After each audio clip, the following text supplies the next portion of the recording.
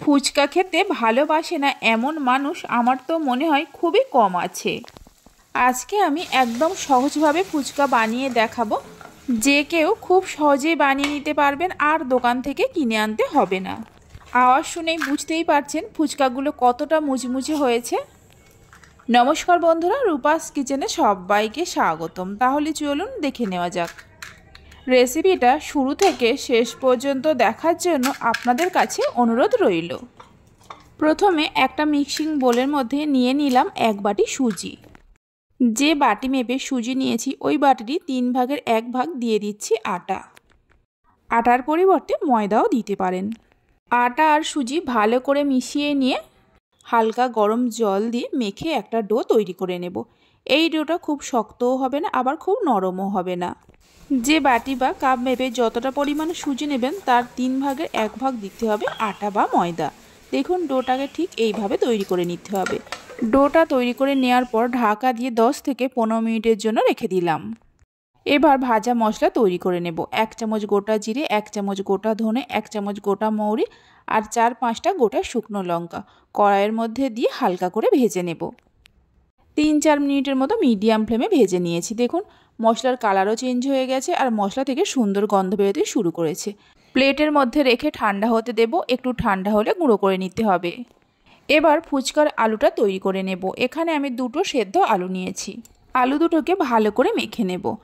আলুর খোসা সহ প্রেসার কুকারের মধ্যে আগেই সেদ্ধ করে রেখে দিয়েছিলাম। আলু ভালো করে মেখে নেওয়া হয়ে গেছে। এর মধ্যে দিয়ে দিচ্ছি স্বাদ মতো নুন, 1 মুঠো ভেজানো ছোলা, যে গোটা মশলা ভেজে রেখেছিলাম গুঁড়ো করে 1 চামচ দিয়ে দিচ্ছি। 1 চামচ কাঁচা লঙ্কা কুচি দিয়ে দিলাম। ঝাল আপনারা যেমন খাবেন সেই মতো কাঁচা লঙ্কা দেবেন। সব কিছুকে খুব ভালো করে মিশিয়ে নেব। ফুচকার জন্য আলু সব সময় খোসা সহ সেদ্ধ করবেন, খোসা ছাড়িয়ে কখনোই সেদ্ধ করতে যাবেন না। ফুচকার আলু তৈরি করে নেওয়া হয়ে গেছে। ঢাকা দিয়ে এক সাইডে রেখে দিচ্ছি। এবার টক জল তৈরি করে নেব। কিছুটা পাকা তেঁতুল নিয়ে 10 মিনিটের মতো জল দিয়ে ভিজিয়ে রেখে দিয়েছিলাম। একটা বাটির মধ্যে ঢেলে নিয়ে হাত দিয়ে চটকে তেঁতুলের বীজগুলো ফেলে দিতে হবে। তেঁতুলের বীজগুলো ফেলে দেওয়ার পর পরিমাণ মতো জল দিয়ে দিচ্ছি। দিয়ে দিলাম 1 চামচ বিট লবণ আর 1 চামচ ভাজা মশলা। একটা পাতিলেবুকে এইরকম গোল গোল করে কেটে নিয়ে কয়েক টুকরো দিয়ে দিচ্ছি। আপনারা চাইলে এর মধ্যে ধনেপাতা কুচি দিতে পারেন। সব কিছুকে ভালো করে মিশিয়ে নিলে তেঁতুল জল একদম তৈরি।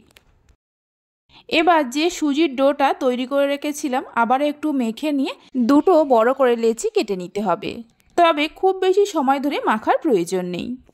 দেখুন ডোটা আগের থেকে অনেকটাই শক্ত হয়ে গেছে। লেচি দুটো কেটে নেওয়ার পর একটু গোল করে নেব।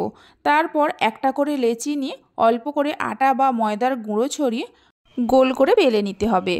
এইভাবে একদিন বাড়িতে ফুচকা বানিয়ে দেখতে পারেন। একদম দোকানের মতোই খেতে হয়।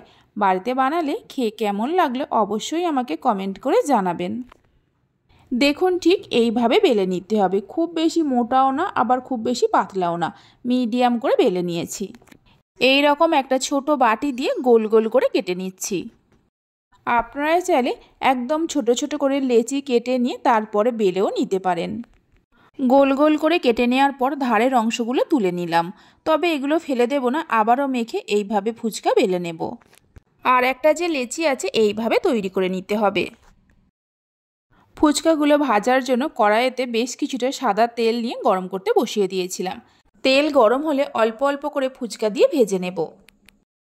তেল ভালো করে গরম করে নিলেই দেখবেন প্রত্যেকটা ফুচকা খুব সুন্দরভাবে ফুলবে।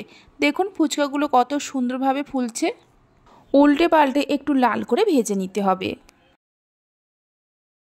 ফুচকাগুলোকে ভালো করে ভেজে নেওয়া হয়ে গেছে। আমি এর থেকে আর বেশি লাল করছি না। আপনারা চাইলে এর থেকে আরেকটু লাল করেও ভাজতে পারেন। বাকি ফুচকাগুলো এইভাবে ভেজে নিতে হবে।